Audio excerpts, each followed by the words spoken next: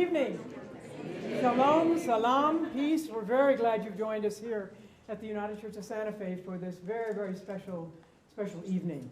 I'm the Reverend Talitha Arnold. I'm the pastor here at the United, and it is wonderful to see this sanctuary so filled. It is our sacred space, and so if you happen to have brought a cell phone into this sacred space, please take a moment, take it out, and turn it off completely.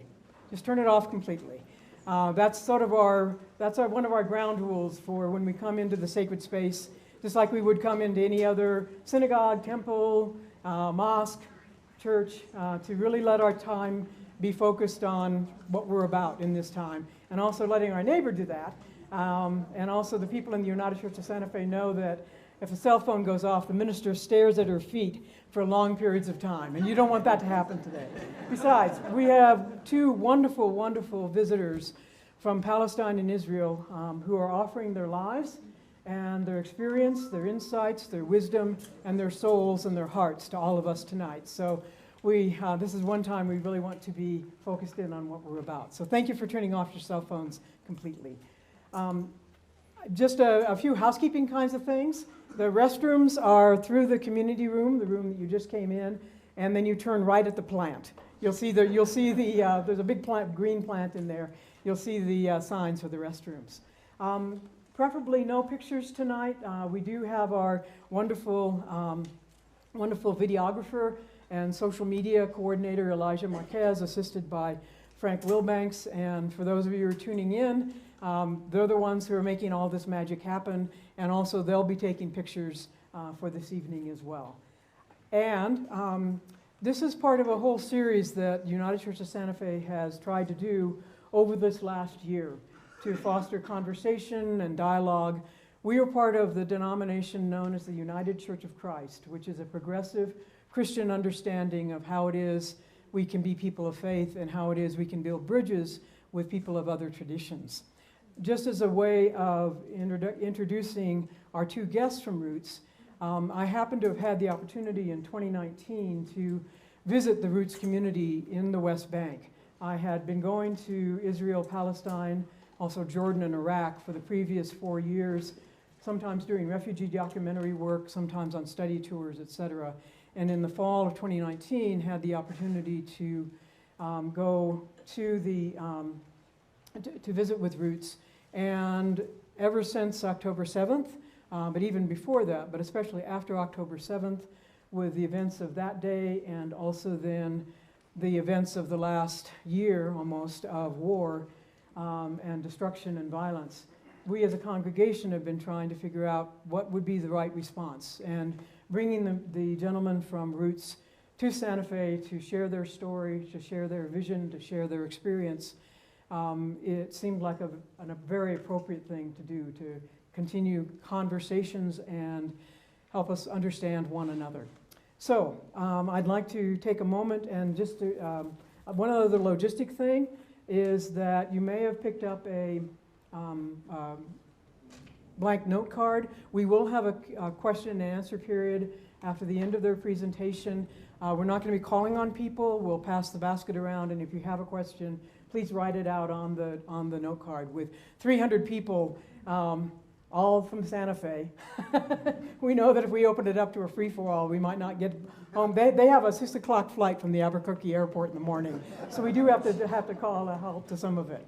But without further ado, I'd like to introduce our two guests, the Rabbi Kanan Schlesinger and also Mr. Noor Awad from Roots. And I'm going to turn it over to you all, and thank you all very much for being here tonight.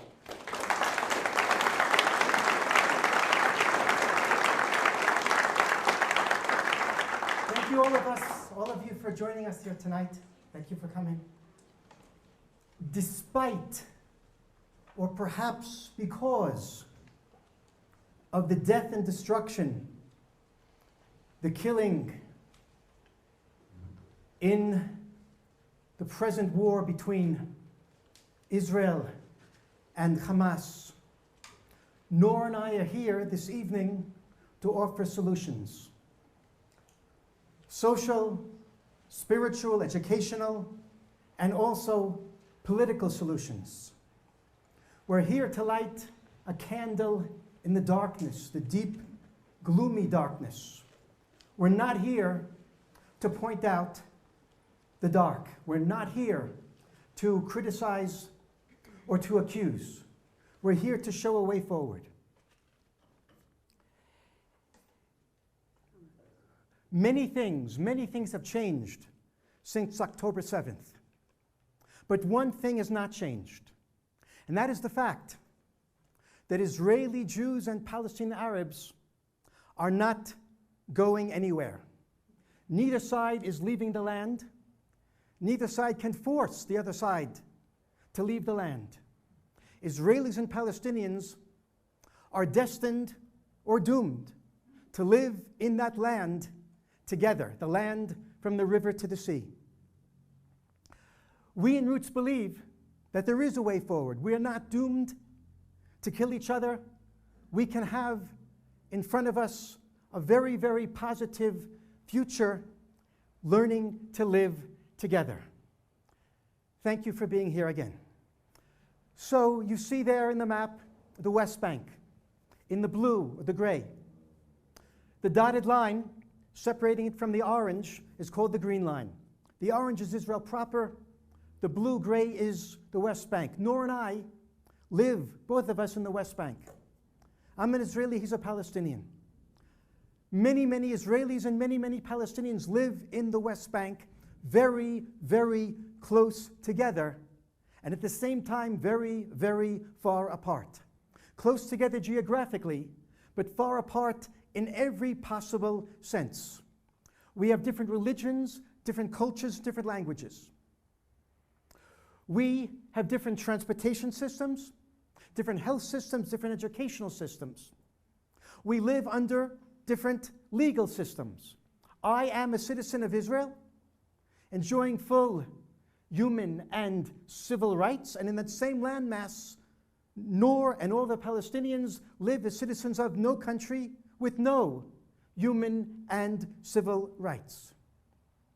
There's no contact between the two sides. What happens when you live so close to the other, to the enemy, but so separated, so segregated? You know the answer. Ignorance of the other side, and bigotry, stereotypes, misunderstandings, racism, and a lot of resentment, fear, and hate. And the truth is, it gets even worse. There's no common ground, but I do not mean that as a metaphor. I mean the ground that we are sitting on, this. Because Israeli military law that governs the life of both sides there in the West Bank says that Palestinians are forbidden from entering Israeli areas, and Israelis are forbidden from entering Palestinian areas. There's no common ground, literally. Was there to be a crazy Israeli and crazy Palestinian who wanted to have a cup of coffee together, there's no place to do it. There is almost literally no place to do it. Until 10.5 years ago, by we I mean Roots, Shorashim, Judur, the Israeli-Palestinian Grassroots Initiative for Understanding, Nonviolence, and Transformation, we created the only joint Israeli-Palestinian community center in the whole West Bank. Really, the only joint space. It is a community center like you would find any place else in the world. It's called the Dignity Center, Merkaz Karama. And in this Dignity Center, the two sides have the opportunity to meet. We're talking about people who've never met the other side. There are activities there like any other community center. There are photography workshops, there is music, there's a little bit of sports, there's programs for elementary school kids, photography for middle school kids, there's a high school youth movement, there's the alumni, there's a lot of interfaith dialogue, learning the other's religion and culture and language. You come, you're hesitant, you may walk in and nudge your friend abroad and you say, why did you bring me? Look at them, they're going to kill me. The two sides at first sit on opposite sides of the room, eyeing each other warily. We break the ice, begin an activity. It doesn't take that long, 2 hours, perhaps a second session. It doesn't take that long to discover that the other side are not the demons I thought. They're actually human beings. I can talk to them, pretty much like me. But that humanization, which is really, really important, is not the most important thing that we do. What's most important is the second level, which is more difficult, and that is beginning to learn that the human being you met on the other side is actually the bearer of a national, political, religious identity that contradicts yours. That woman that I just met on the other side of the room, let's say, that Palestinian woman, what she thinks about herself is nothing like what I think about her. And furthermore, what she thinks about me is nothing like what I think about myself. To come to terms with the fact that there's another identity here, there's another understanding of reality. That's very, very difficult. And then to come to terms with the fact that there may be some truth in what she thinks about herself, and there may even be some truth in what she thinks about me. That's extremely challenging, extremely difficult. That's the important work of identity reconciliation that we are involved in Roots. I said difficult, yes, it's very difficult. It's actually a matter of overcoming heart disease. Israelis and Palestinians both, I claim, are sick in the heart. And this disease, I have a name for it, I call it the hubris of exclusivity. The hubris of exclusivity courses through our veins and convinces us that my people are real and yours are fake. My people belong in this land and yours does not. In the activities of Roots, in the Dignity Center, not always and not immediately, but slowly, gradually, a little bit, people begin to heal from the hubris of exclusivity and move towards a place of the humility of multiplicity. But it's really, really hard work.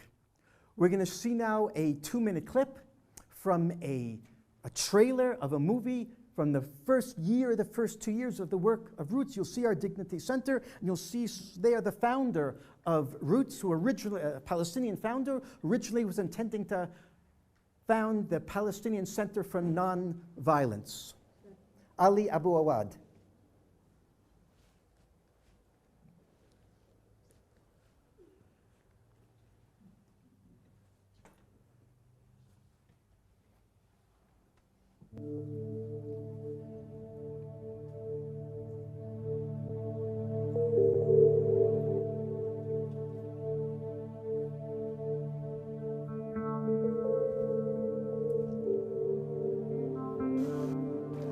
אנחנו נמצאים כאן באדמה של המשפחה שלי. כשבאתי לכאן והחלטתי להקים מרכז פלסטיני שלי אלימות. אני מצפה שיתקפו אותי גם בחברה שלי וגם באוכלוסייה של המתנחלים. אבל אני יודע, כל עוד שאנחנו לא מדברים עם הימין, השמאל לא יעשה שלום. The first time I had heard someone talk about being in Israeli jail, someone talking about suffering under occupation. וזה שאני מכבד אותך, זה הכבוד שאני מכבד את עצמי כשאני מסתכל על עצמי בראי.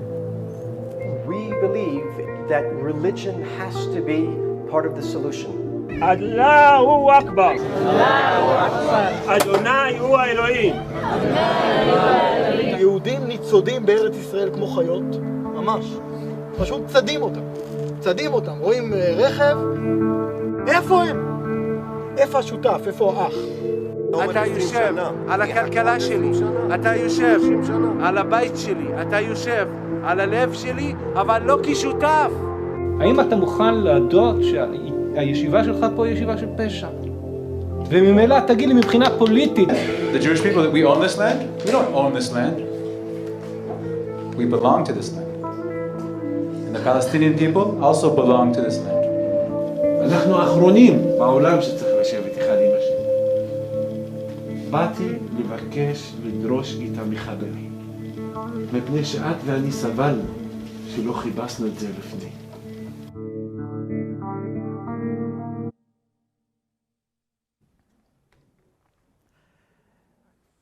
I'm Rabbi Kanan Schlesinger. I've said about myself many times that I am a Jew, and I am a Zionist, and I am a settler. When I say I'm a Jew, I am not talking about religion. I'm a religious Jew, but Jew comes before the adjective religion, religious. When I say I'm a Jew, I mean a member of the Jewish people. What does it mean, Jewish people? It means an extended family. We began back in chapter 12 of Genesis.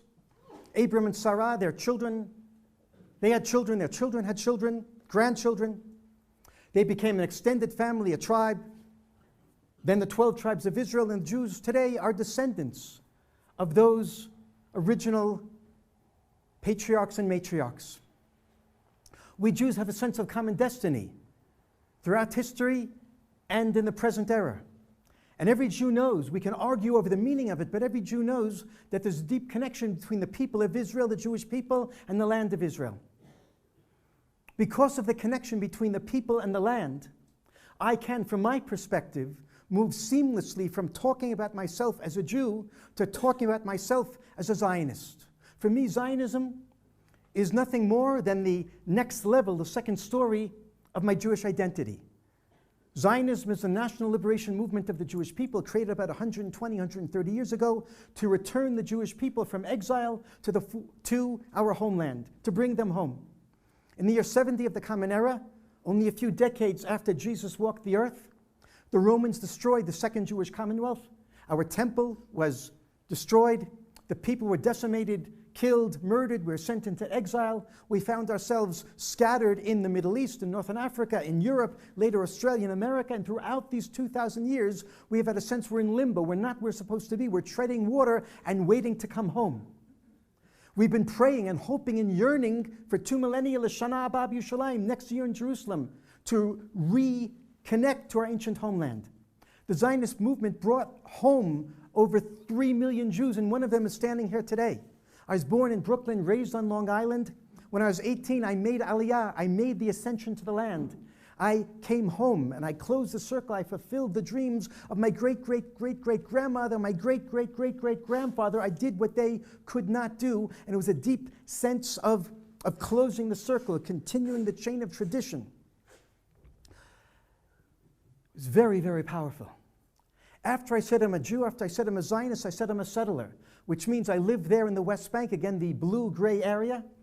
I moved from Israel proper in the orange over the dotted line, the green line, to the West Bank.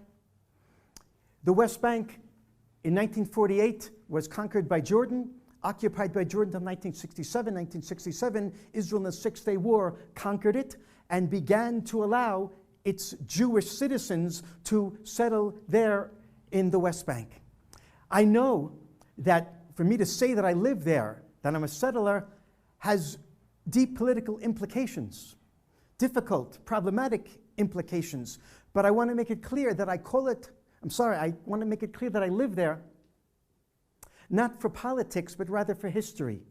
I live there because that's where the Jewish people were born. The cradle of Jewish civilization is in the West Bank. During the 1,000 years when the Jewish people lived in the land, we almost never made it to the coast. We lived in the West Bank. 85% of the Bible, the Jewish Bible, was written in the West Bank. The West Bank is where you can open up the pages of Genesis and read the verses and walk in the footsteps of Abraham and Sarah, of Jacob, of Isaac. It's where you can walk in the footsteps of Joshua and of all the kings. It's where Jewish history comes alive. It's where you feel the connection to tradition. And for the same reason that I live there, because of history, I usually don't call it the West Bank. That's a modern political term. I call it Judean Samaria. And it sounds to many like I'm making a political statement when I call it that, but I'm actually making a historical statement. I call it Judean Samaria because that's what the Jewish people have called it for the past 2,500 years. Samaria is the land north of Jerusalem, and south of Jerusalem, where I live today, is Judea, where the tribe of Judah inherited. So I live there because of that chain of tradition. And for me, my life there is extremely meaningful and powerful. And then about 10.5 years ago, I began to learn that in a certain sense, I don't really know what I'm talking about. And I don't mean that everything I just said was a lie, but I do mean that everything I just said was only half of the truth. But for 34 years of my life, I thought that it was the only truth. You see, for all those years, I'd lived there in Judea and Samaria, and I'd never met a Palestinian. The Palestinians actually didn't exist for me. They were invisible, or I was blind. They were like the gray, drab scenery that passes in the background of the movie, my movie, the Jewish movie, and they're not part of the plot. You can safely ignore them. I lived as if there's only one story in that land. When I began to meet my Palestinian neighbors 10.5 years ago, I gradually learned that there's another story in that land. There's another people in that land. There's another reality in that land. And today I believe if you mistake half of the truth for the whole truth, then you're very, very close to falsehood. And that's not a place that I want to be any longer. So 10.5 years ago, I'm driving in my car in Judea, where I live. The area is called Gush Etzion, between Bethlehem and Hebron. I have with me in the car two Protestant pastors, evangelicals from the US, Bob and Kevin. They are friends of mine. They believe in the same Bible that we Jews believe in. They read Isaiah, they read Jeremiah, they read Zechariah. They knew of the prophecy of the return of the sons and daughters of the land, the Israelites, after long, hard exile. They believed it was happening today like I believe. They asked me to show it to them so they can feel it. So I drove them around so we can see everything. The roads we paved and the forests we planted and the buildings, the settlements, the towns, the institutions that we've constructed. With great pride, we drove from place to place. I saw a hitchhiker on the side of the road, picked him up. Another hitchhiker a few minutes later picked him up as well. The two young men asked to get out of the car. I stopped, started to drive again. And then the pastor from Dallas, Bob Roberts, said to me the following words: Kanan, that was great. You just taught us a lesson in Jewish ethics. In Texas, no one picks up hitchhikers. Thank you very much. So I said to Bob, you know, it's not just me. Around here, we all pick up hitchhikers. We have a common vision. We trust each other. And just like everyone else, I do my best to pick up every person who puts out his finger for a ride. And by the time I finished that sentence, I realized that I was lying. I was lying to Bob and Kevin, and even worse, I was lying to myself. I said, and I believed, that I do my best to pick up every person.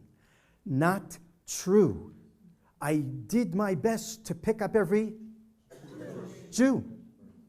I had never, ever picked up a Palestinian, and apparently I didn't know that I'd never picked up a Palestinian. They didn't exist for me. And it dawned on me that either I don't see the Palestinians or I don't see them as human beings. And that's a blemish. That's a problem inside me. So I said to those two pastors, it was like confession. And I took upon myself at that moment to do something about it. That means to find a way to turn the Palestinians into human beings. In my eyes, the way to do that is to meet them. So my journey began. It wasn't easy. It was very difficult at the beginning. I finally got an invitation to meet some Palestinians. It is now the last Wednesday of January 2014. I'm sitting in my living room, afternoon. I get up from the sofa, walk to the front door, put my hand on the doorknob, open it, put one foot over the threshold, begin to walk out, and my wife says, "Where are you going?" So I said, "I'm going to meet Palestinians." And that's when all hell broke loose. So she starts to scream, "What do you mean, meet Palestinians? They'll kill you." And I came back in, approached my wife. I saw the absolute terror in her eyes. She begged me not to go. But I knew that I had to do this. I went back to the door, put both feet over the threshold, closed the door behind me, and I remember saying to myself, perhaps she's right, perhaps they will kill me. I was really afraid. My heart was pounding. I walked, I didn't take the car. The map I had said it'll take 20, 25 minutes. And then I walked in to that field that you saw in the movie. There was just about nothing there then, no buildings, almost no trees. But then I saw something that I'd never seen in my life. You might say it's a miracle. I saw 15 Israelis and 15 Palestinians doing the strangest thing. They were talking to each other. They're in little groups. 2 here, 3 over here. And then I saw a Palestinian woman who's standing alone. She's not talking to anyone. She's dressed in brown from head to toe. Only her face is visible. She's clearly an observant Muslim. I walked right up and I said hello in English. She said hello back to me. We talked for a minute. And then I said to her, I can't believe I'm talking to you because we don't talk. I'm sorry, I said, I can't believe I'm talking to you because I've never talked to Palestinians. And she responded and said, I can't believe I'm talking to you because we don't talk to Israeli settlers. I had no idea why she said that. In any case, she kept talking. It seemed to be fine. The conversation was short because her son walked over and she introduces me. She told me his name is Yazin and he's 17 years old. So Yazin and I shake hands. I ask him where he's from. We talk. I see that he's wearing a windbreaker. And on the jacket are 3 words in the English language, seeds of peace. Anyone here know what's a peace, seeds of peace is? Very few. 4, 5, 6, 7. I had no idea what seeds of peace is. But I looked at the jacket, it has the word peace on it. And I looked at Yazin, he's a Palestinian. And I said to myself, this can't be. Why would a Palestinian wear a jacket that says peace? They don't know anything about peace. Half jokingly, I said to Yazin, what's this seeds of peace thing? I thought he'd say, I don't know, someone gave me the jacket. No. He told me that Seeds of Peace is the name of a summer camp in Maine, USA. It takes Palestinian kids and Israeli kids out of the conflict zone for a summer of recreation and reconciliation. He said he spent the whole past summer in the camp. He had a great time, met Israeli kids, now they're friends on Facebook. And he told me he was so changed by meeting Israelis that now he wants to spend some of his life building bridges of peace between our two peoples. And I remember listening to Yazin and not knowing if I can believe what he's saying, because it contradicted everything that I knew to be true. And you can say that Yazin and his mother Tzadiah were the first 2 Palestinians that began the process of unsettling me. His father walks over. Jamal's a stocky guy. We shake hands. He asked me where you're from. I said, Alon Shvut in Gush Etzion. Jamal, I said, where are you from? Beit Umar, he said. And I had half of a heart attack. He's from Beit Umar. His son and his wife, they're from Beit Umar. I know Beit Umar. It's a Palestinian city, 23,000 Palestinians, 8-minute drive down the road from where I live going south. I've driven on that road hundreds, perhaps thousands of times. Once I was ambushed in the middle of the night. Another time, middle of the day, with my kids in the car and my wife. The rocks are coming from this side and that side. The windshield is breaking, the front and the back. The car is shaking, everyone is screaming. I have a friend who was murdered there, right outside Beit Umar, a doctor coming home from the hospital late at night. So I know the people in Beit Umar, they're dangerous. Now it turns out I'm talking to this family. It was not the easiest thing in the world for me. Jamal starts telling me how he got to this gathering, Israelis and Palestinians. He said, Kanan, you know, in Beit Umar there's no Jews. Okay. But Kanan, there are the Jewish soldiers, he said, who guard the entrance to the city. They prevent us from going in and out freely, make life miserable for us. We hate them. And since they're the only Jews we know, and we hate them, by extension we hate all Jews, he said, no one in Beit Umar would want to have a social relationship with a Jew. But a long time ago, Jamal said he had a friend from the city of Jericho. And the friend said, Jamal, I go occasionally to dialogue sessions between Israelis and Palestinians in Jericho. Why don't you come with me? And Jamal told me, I told my friend, I'll never, ever come with you. That's only for the weak people and traitors. A proud Palestinian does not go to meet the enemy. But Jamal's friend wouldn't take no for an answer, and he keeps trying to convince him month after month. So eventually Jamal said, okay, I'll come with you. They sat in a circle, Israelis and Palestinians there in Jericho. Jamal said he didn't participate. He sat in the corner, but he listened. At one point, Jamal said one of the Israeli men, Jewish Israeli men, got up and looked at me. I was really afraid what he's going to do to me. Why is he looking at me? Started to walk towards me. I was very apprehensive, came right up to me, and he forced me to shake his hand. Then he asked me questions. I had no choice but to talk to him, answer his questions. When he finally walked away, Jamal said, I wiped the sweat off my brow and ran to the bathroom to wash the filth off my hand from touching a Jew, and I vowed never to come back to this cursed place. Jamal went home and told his wife. She agreed it was a terrible mistake going there. What has to happen now, she said, is never go back and never tell anyone in Beit Umar that he was there. Jamal's friend had other plans, and somehow, I don't know how, the next month, Jamal and his wife found themselves back in that room in Jericho. And then the month after and the month after, they became part of that group. And Jamal looks at me and says, Kanan, where I thought there was only an enemy, I discovered a human being who turned out to be a partner, and that changed me. And I'm listening to Jamal, and just like I was saying to myself when I was talking to his son, can I believe this? Is it possible? This Jamal and his family from Beit Umar, they become peace activists? And I'm getting more and more challenged and confused, actually undone. He tells me another story. Kanan, there's lots of little kids in Beit Umar, okay? 5 years old, 7 years old. Kanan, he said, when they see someone who looks like you, they start to cry. He said, why do they start to cry? And he didn't understand why I don't understand. He got flustered. He said, Kanan, you don't get it? No, I said, I don't get it. He said, it's a kippah you have on your head. And the beard and those things hang from your pants because so many people are dressed like you. They walk into Beit Umar with their submachine guns and he does like this and they kill the kids. Unfortunately, today, that's actually true. But back then, I said to myself, that's a blood libel. We don't do things like that. I have to tell him off, and the rage is developing inside my stomach. But before I said a word, I realized that this is a moment of blessing. For the first time in my life, I'm experiencing how the other experiences me. And that can be a blessing if I'm able to hold the experience and process it and not lash out at him in rage. So I hold myself back, I don't say anything, but what am I going to say? And then a light bulb goes off in my mind, and I have a vision of my grown sons and my son-in-law walking with their wives and with their children, my grandchildren, the fields around our settlement, Alon Shvut, and I see in my vision that the three young fathers are carrying pistols like all the other Jewish men of that age. And I said to Jamal, I'm sorry, then I realized that those guns must be frightening to little Palestinian kids. I said, Jamal, what do you want? We carry guns because we're afraid of you. And he said, no, it can't be. You're not afraid of us because we're afraid of you. And that was so disconcerting. What are they afraid of? We don't use those guns only for self-defense. I'm getting more and more confused. I met many people that afternoon. As the sun went down, we sat in a circle.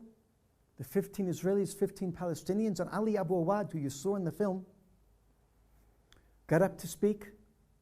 He's the owner of the land and the convener from the Palestinian side of that get-together.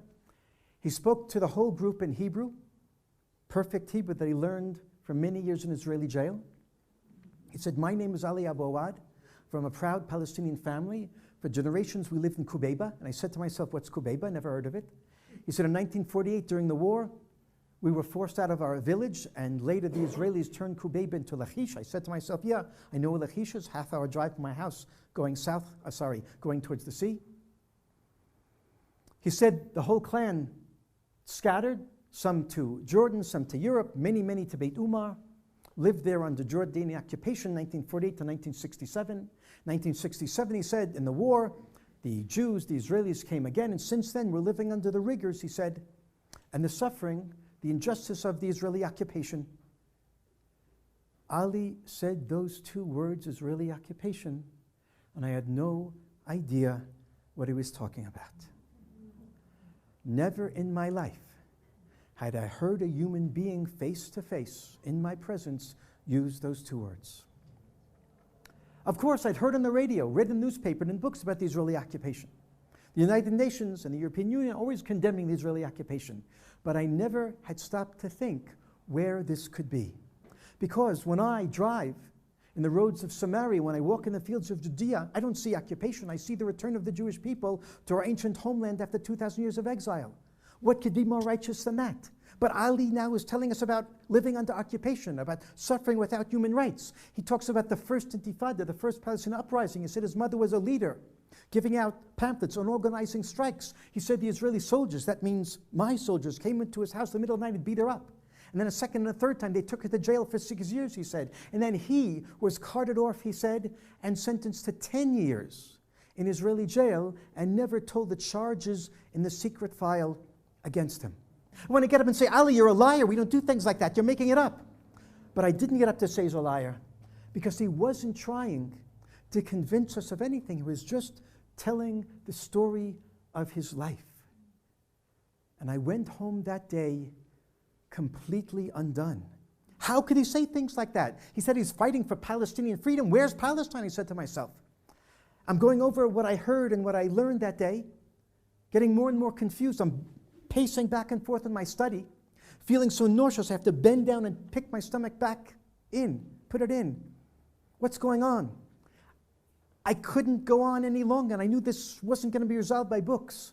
I went back to the same place that I first met Ali and Jamal and others, started to talk to Ali.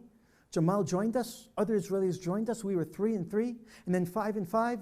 The weeks went by, we were 10 and 10, and we grew, and we grew.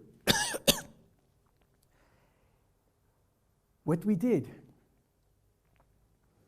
we sat around once a week to the wee hours of the night, in the summer and the winter. One word that describes what we did is stories. Stories. We told stories and listened to stories.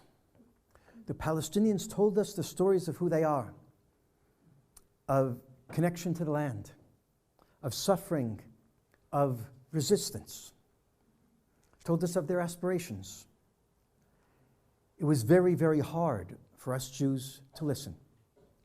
And we Jews told them the stories of our 3,000-year-old connection to the land. 1,000 years living there, 2,000 years in exile, now coming home to the land of Israel through the Zionist movement. It was very, very hard for the Palestinians to listen because the two side stories contradict each other. We listened until it hurt, and we listened some more. So many times we felt on both sides that we're traitors for listening. We want to run away or object. It can't be what you're saying. But by and large, we didn't run away. We didn't object. We listened. We went home and thought about what we heard. Could it be? Could there be any truth in it? We came back the next week and asked questions. They clarified, explained more. And then we had the chance to tell our stories. And they listened till it hurt. Very, very difficult to listen. We created the Roots movement. Roots, Shorashim, Judur, the Israeli-Palestinian grassroots initiative for understanding nonviolence and transformation. The piece of land we're meeting on, we turned into the community center, the Dignity Center. Thousands of people have joined us in different programs over the course of these 10.5 years. Here's a little bit of what we learned. Most Palestinians, not all, but most Palestinians go to sleep at night dreaming that the Jewish people will disappear from that land tomorrow because they know that the Jews don't belong. And just like the French were thrown out of Algeria by the indigenous people, so the Palestinians believe eventually, if they hold on long enough, the Jews will understand they don't belong and will leave. It was very hard for us Jews to hear that that's what many Palestinians believe. But you know what? We Jews had to admit that we go to sleep at night with the exact same dream, that the Palestinians will disappear tomorrow because they'll learn they don't belong. We'll hold on strong enough, make it difficult for them, and eventually they'll leave. 5 years, 10 years, 50 years, 100 years. Because we Jews know they don't belong. It's our land, not theirs. But the Palestinians said to us Jews, but we have no other place to go. And we Jews said to the Palestinians, but we have no other place to go. And you hear the other side stories on both sides of belonging to the land, of connection again and again and again, and you begin to realize that really no one's going anywhere. Both sides are there to stay. And it fries your brain because you realize you've been living your life on the basis of an illusion that eventually we will be here, whoever we is, without them. But it's not going to happen. And you have to reconfigure what you think about the past, the present, and especially the future. The future is both sides together, either killing each other or living in harmony. But it's not one side without the other.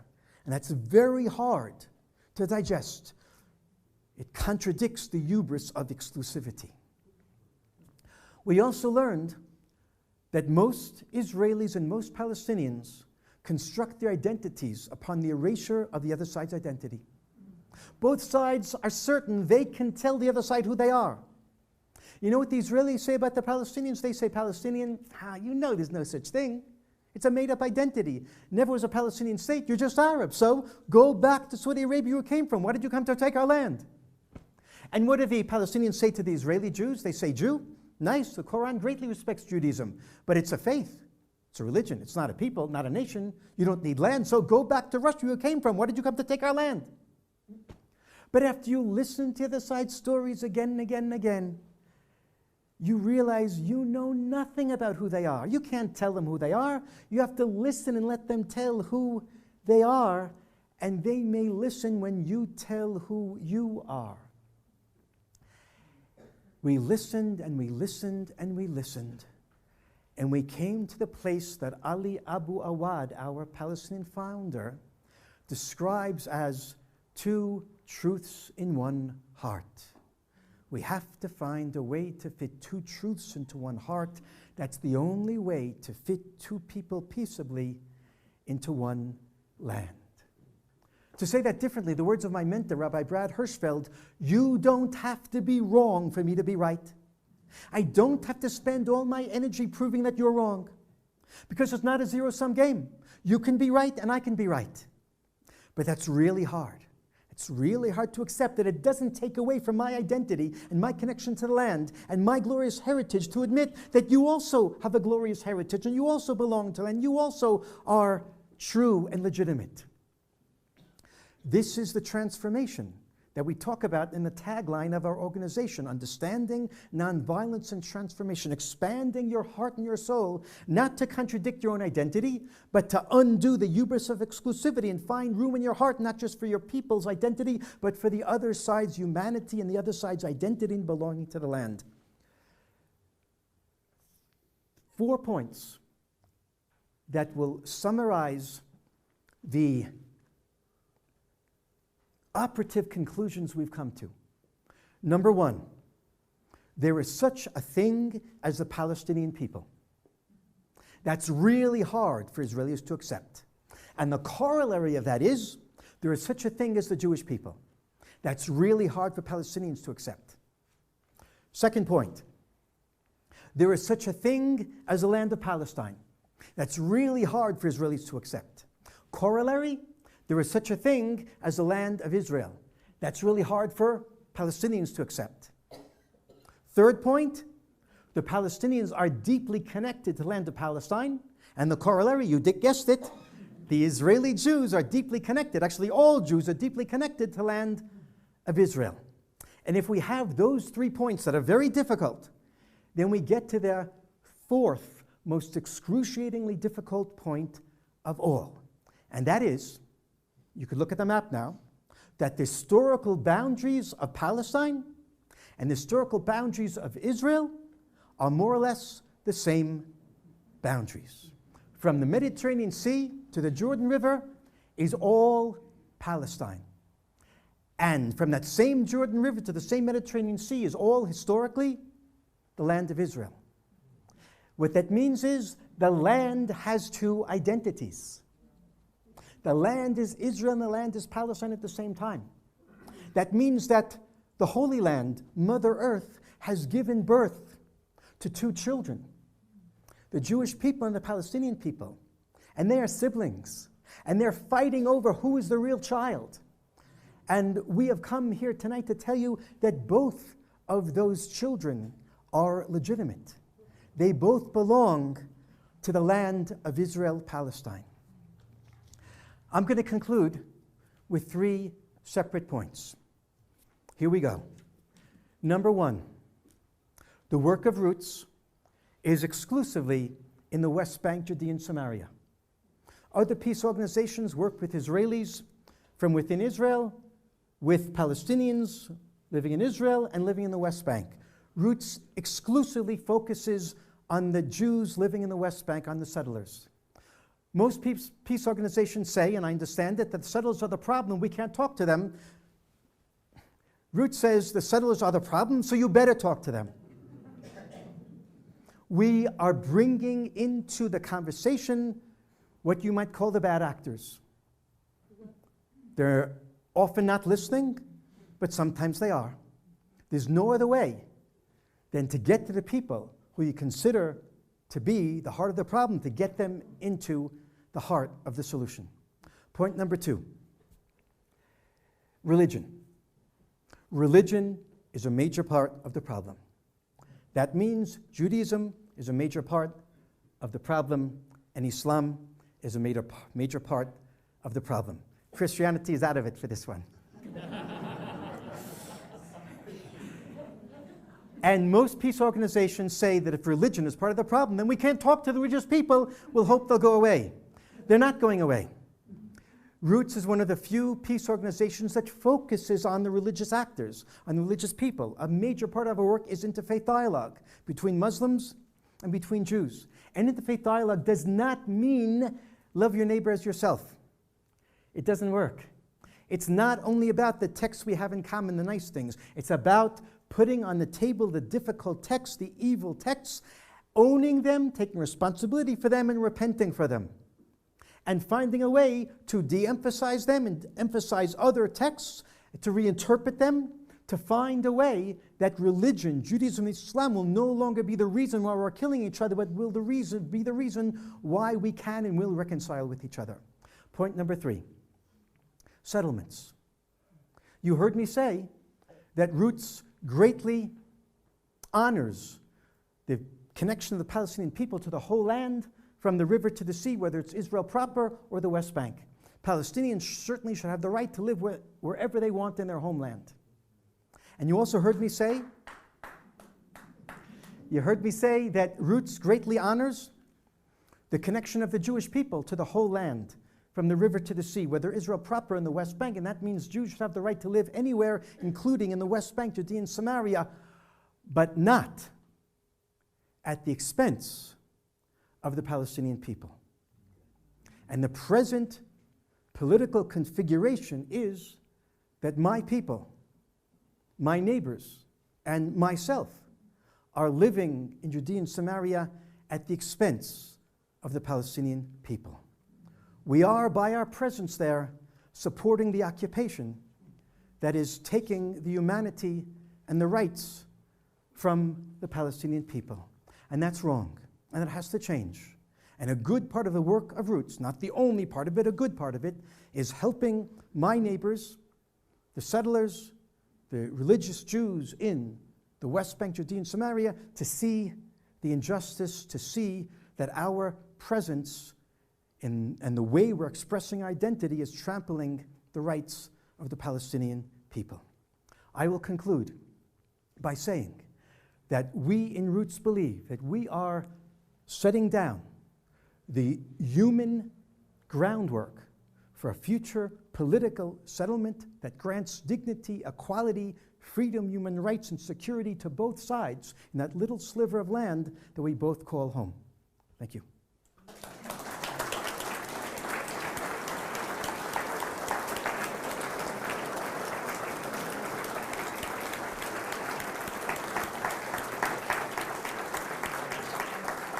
My partner, Noor, will speak after our video.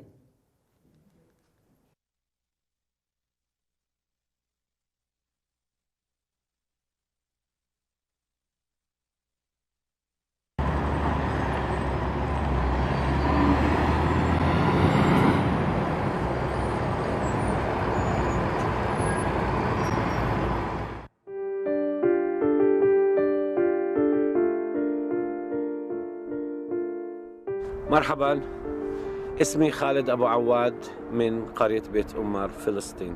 שלום, אני הדסה פרומן מתקוע, אשתו של הרב מנחם פרומן, זיכרונו לברכה.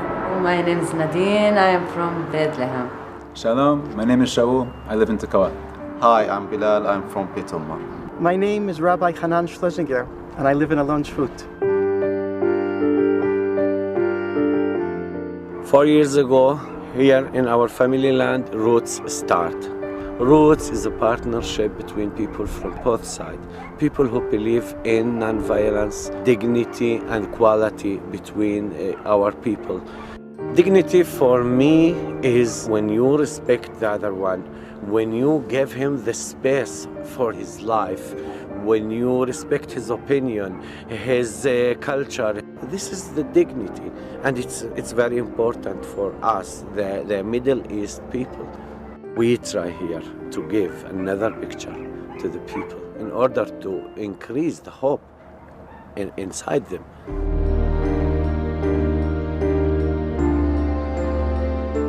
We work in many different directions, but one of the core things that happens here is the people-to-people work.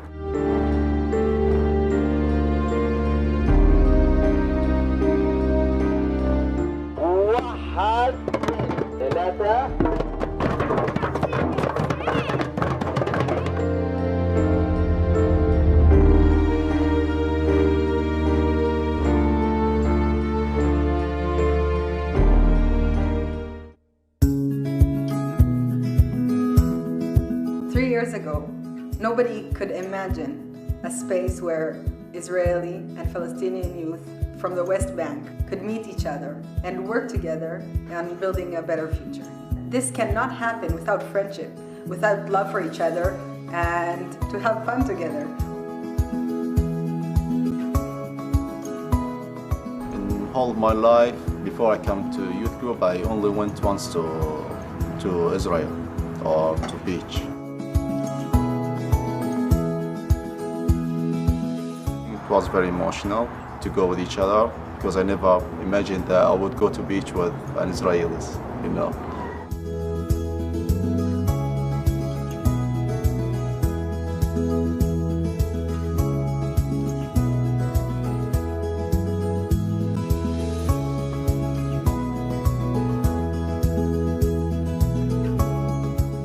All of these programs engage with our local communities, bringing people who are a little bit afraid to come and came for the first time and then saw something that surprised them and became involved.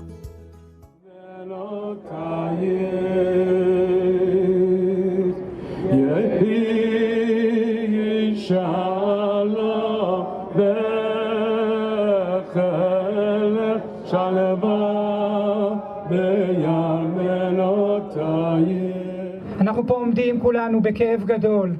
והשאלה איך גורמים לזה שזה לא יהיה עוד פעם ולא נעמוד פה באותו בכי. It was so important when Roots went to Etzion Junction, you know, to protest against the violence in Duma. And both Palestinians and Israelis should condemn violence and should stand with each other against violence and should show the people, the world, and also the extremists on both sides that there are Palestinians who are against violence and they are protesting and they are saying no violence in my name. And also Israelis who are saying the same thing.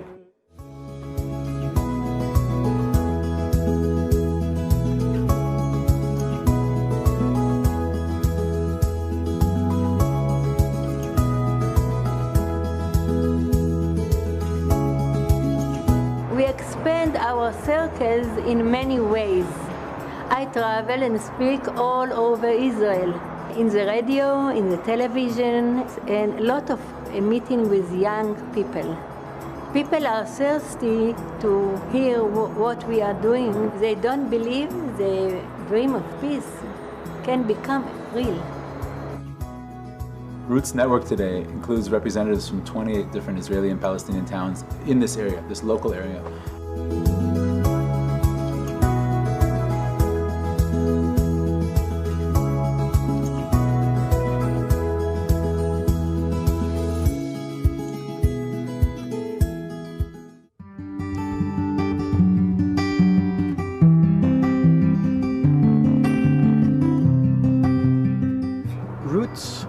has created a miracle, an expanding island of sanity, a veritable Garden of Eden, in a land full with so much ignorance of the other, prejudice, stereotypes, and fear.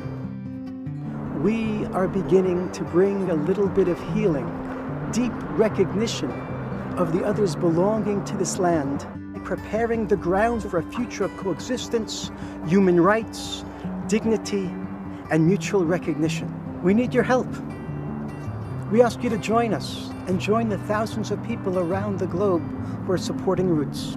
Instead of exporting the Palestinian-Israeli conflict to the four corners of the globe, help us to export recognition and respect. Thank you very much.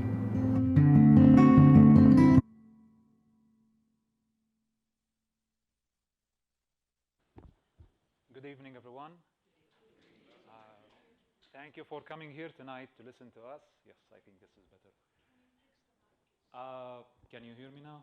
Is it? Yeah? Okay. So I'm saying thank you for coming here tonight to listen to us. I will share with you my story and how I came to do this work at Roots, but don't worry, it will be a shorter one. I cannot compete with the Rabbi. I cannot talk as long as him. Okay, so my name is Awad. I live in Bethlehem, which is south of Jerusalem. I grew up, lived all of my life there, but I wasn't born there. I was actually born in Amman, Jordan. And the reason for why I was born in Amman, Jordan, not in Bethlehem, we have to go back to 1948. So in 1948, my grandparents and my entire family, my extended family, you can say the clan, was living in a village south of Jerusalem. Southwest of Jerusalem, a small, nice village called Malha. And in Malha, where my grandparents were born and where they lived, they grew up, they got married, that's where they live. Or that's where they used to live. My family, their history, their connection for many generations, for hundreds of years in Malha.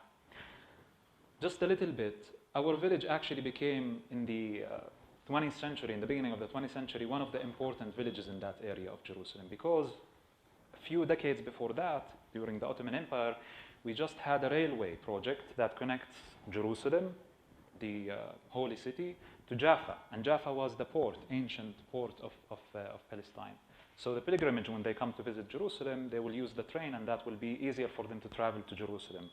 And that train passed through our village. We were the first station going out from Jerusalem to Jaffa.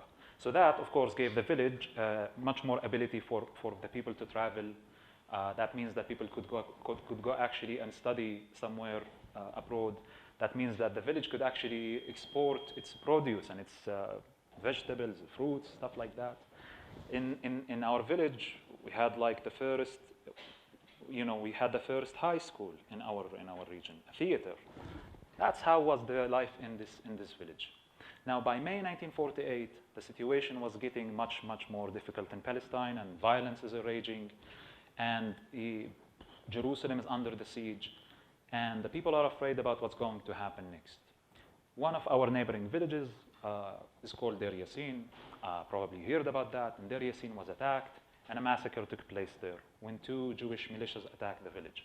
Now, because of that massacre, the people of my village felt they are unsafe and they are unprotected and they will be attacked after. So that's why they felt they had to leave and go toward a refugee camp that was set up 3 miles away in the area of Bethlehem to stay there as a human safe area, humanitarian area. So my grandparents left their home, left their village toward the refugee camp. They hope that this will be for a short time. It will be for a few days, maybe a few weeks, and they will go back. It turned out it was much longer than that.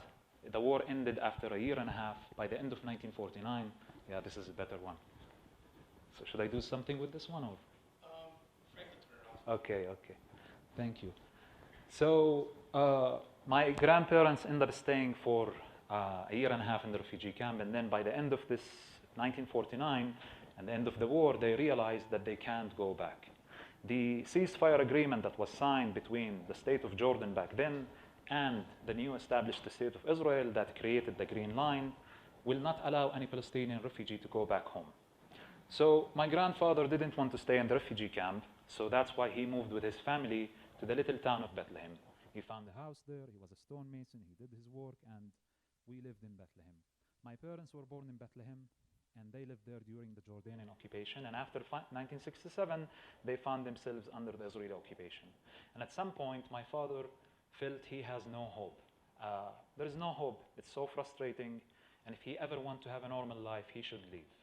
My father's plan was to go to Germany, West Germany in Europe, but he never actually did that. He just moved to Jordan, and my mother also moved to Amman at the same time. They got married, so that's how I was born there. In 1995, something different happened in this story. In 1995, the Israeli leadership and the Palestinian leadership are engaged in negotiations, in the Oslo Peace Agreement. And for the first time in the history of this conflict, after several decades of wars and fights and occupation, now we are talking about putting an end to this occupation. Soon there will be a Palestinian state in the West Bank and Gaza. That gave a lot of hope to my parents, and because of that hope, they saw it as the sign to go back, to move back. And now we can go back and live in Bethlehem and have a normal life and not live under the occupation. It didn't say anything about Jerusalem, about the family house in West Jerusalem to Malha, but at least to talk about the end of occupation, that was a big sign of hope. So this is when my parents moved back, and this is when I came to, or moved to live in Palestine. I was very young, 4 years old. I would barely remember anything about that time, but I want to share with you some of the memories that I have from before the year 2000. So that was the time when my father used to work in Jerusalem, and he used to drive from Bethlehem to Jerusalem. He used to go to his work by driving. This is illegal now. You can't drive from the West Bank to Jerusalem or to Israel proper. But that was the reality back then. When we used to, as a family, the weekends, if we want to go to the sea, to the Mediterranean, we would go and drive together to go to Jaffa, Tel Aviv, we'd go to Akka or Haifa. That was the reality. Now, I'm not saying that in those 5 years, between 1995 and the year 2000, peace prevailed, the occupation ended, and now both people live in peace on that land. No, I'm not saying that, but it was a different reality.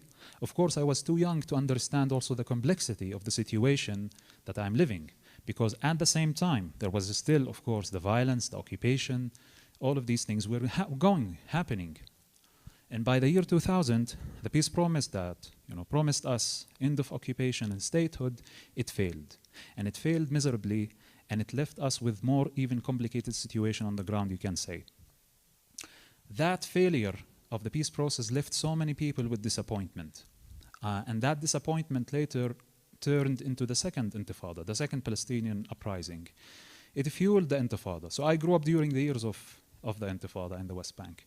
And just to describe how that changed my reality, so I'm talking about the year 2002 when Bethlehem was under a heavy military siege. The Israeli army decided to crack down on Palestinian Authority and Palestinian security forces and militant groups, and fights will start in the street, and it's a full-scale war. I'm talking about the time when Bethlehem was being bombed by F-15 and F-16 and tanks moving in, and the fights happening in the streets of Bethlehem. So at that time, I realized that this is not a normal situation. I was old enough to understand that this is not a normal situation. And no matter you want to be far away from it, you can't. It just comes to you. Where we lived in Bethlehem, in our house, just like over the valley, like next to the other side, there was an Israeli settlement and a military camp. And so every night we have also a Palestinian military camp or security forces, and every night they will exchange fire. And people who live in that neighborhood, like they would receive bullets in their houses, their windows. So I would sleep. My room was exposed to the other side, so there were bullets coming every night. So we would sleep in the room, in the house, that's not exposed to the others and to the bullets. So I opened my eyes to this new reality, you can say, with people being killed, people being jailed, the experience of living under the occupation. And at some point, I was thinking about this, and I felt very, very unlucky. And I felt very upset. And I felt that this situation was enforced on me. I didn't really choose it. It's not a normal situation. And I felt unlucky that I have to go through these conditions, that I have to deal with them. And I say to myself, I live in this situation because of who I am and where I live. Because the fact that I was born with this identity as a Palestinian, and the fact that my parents brought me back to live there, I have to go through this situation. So at some point, I think, there is nothing I can do about it. And maybe the best decision for me would be to just get out of there, to run away. Leave it behind, go somewhere else, maybe move to another country, and just live a normal life away from the conflict and what's happening in my homeland. That's how I was thinking about it as a teenager. That's how I dealt with the situation. On the other hand, I also thought that, yes, the situation is frustrating. It seems like there is nothing I can do, but I don't like the idea that I can do anything about it. And I didn't feel really satisfied with this conclusion. And just to explain to you more, it was easy for me to sit at 15 years old, looking at the situation that I'm living under and blaming the ones who created it, blaming the others for it. And I would spread the blame around. I would blame the other side, the enemy, for what they did to us and what they continue to do to us. I might blame my own side as well. I blame the older generations. I will say it's their fault. I blame the leadership. But at the end of the day, after I'm done with all of the blaming, now we are living in this situation. What can I do about it? That's a question that I could not run away from it. Whether I like it or not, this is the situation that I have found myself in, and I have to do something about it. Now, if you are a Palestinian like me living in the West Bank, in those years, in these conditions, it doesn't take you a very long time to understand from a very young age that the number one reason that makes our life complicated there, that takes our national rights and takes our political rights, and also sometimes or many times our basic human rights, is the reality of occupation. The fact that our life is controlled by another people, by another nation. That affects our lives on different levels, on many levels, from when you are young until you get old. So I think about that, and I think that, of course, my responsibility will be, as a Palestinian, is to fight this occupation, to make sure that future generations do not live under this situation. They don't live under occupation. They don't live under these circumstances. But what can I do, one person, Noor, to end the occupation, to fight the occupation? I start to understand this is not just only my responsibility, but my generational responsibility, meaning my generations, my friends and people around me we have this responsibility to resist the occupation. And one more thing I will add here, this is not a unique situation that we only, the Palestinian people, have found ourselves under. I mean the occupation, the military occupation. There are so many nations who have lived or live under occupation. And usually what nations do in response, they fight. They fight for their freedom. They fight for a war of independence. They struggle for their liberty. That's what should we do. And when I say fight, I mean literally fight in the most effective way I can do it, whether with nonviolence or with violence. But when I want to say, or when I say that I want to fight the occupation violently, that means that I could lose my life in the struggle, in the fight for the end of occupation. But believe it or not, at that age of 15, 16 years old, I was saying to myself, maybe I am willing to pay my life as the price for the freedom and dignity of my people. So that's my background. That's how I grew up. That's the situation that I lived and I live with. And just for the sake of time, I want to move 10 years fast forward to tell you what brought me to Roots and how do I see the work we are doing and how I see it related in my story. So in 2016, one day in the early of 2016, I was guiding a group of American students coming here from the States, from several Christian universities. They were actually touring in our region, and those students were part of a program called Middle East Studies. And on this program, studying the Middle East, they focus on the Israeli-Palestinian conflict. So their program brings them to the region for 2 weeks, in where they tour around the country. Now, why I'm guiding them? Because that's my job back home. I chose at some point to become a tour guide. And living in Bethlehem, that always gave me the privilege to meet visitors, to meet internationals, to meet pilgrims who come to the city. Before the pandemic, we preached about like 3.5 million tourists who came to Israel, Palestine, to the region. So I was always have the chance to meet with the people from outside the country. Very often, the people I meet with have met Israelis. They have heard the Israeli perspective. They landed in Tel Aviv. They maybe met with a taxi driver or a tour guide or someone, and they hear the story from an Israeli perspective. Very rarely, they would hear it from a Palestinian perspective, so I found myself there, sharing with the people, talking to them, and one thing led to another, so I became a tour guide, and I became focusing more on the geopolitical situation. So I started to work on what we call it back home, geopolitical tours, geopolitical guiding. That's what we call it there. So I'm taking this group, and just to clarify, the group was, as I said, for 2 weeks. On the first week, they have their Israeli guide. They go to Tel Aviv, they go north, they go south, they come to Jerusalem, and they meet on this tour with people who are from the civil society, people from the government. They hear the Israeli perspective, and that's how they do the first week. The second week, they come to the Palestinian side for the same thing, and they have their Palestinian guide. So I was only with them for 1 day, and I'm telling you the story specifically because that's the day that I went to Roots, and I met with Rabbi Kanan. So I'm taking the group, and as usual, and my tour is with them we are supposed to go to Hebron, south from Bethlehem, about 40 minutes, 1 hour driving away. And I'm taking the group, and we are now traveling together to Hebron. On the way, we are leaving Bethlehem.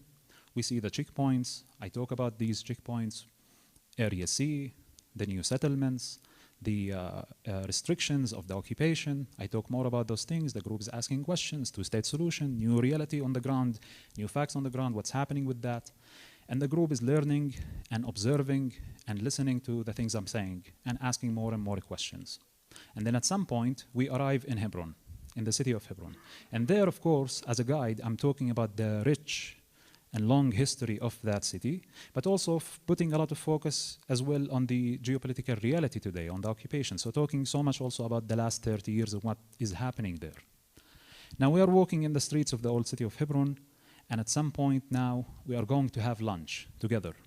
But that lunch is not going to be in a restaurant, but rather we organized it to be at someone's house, a family that opened their house for us, and they hosted us for lunch. And this will be a chance for the group to meet with the family, eating lunch, and also listen from their stories as well and their experiences.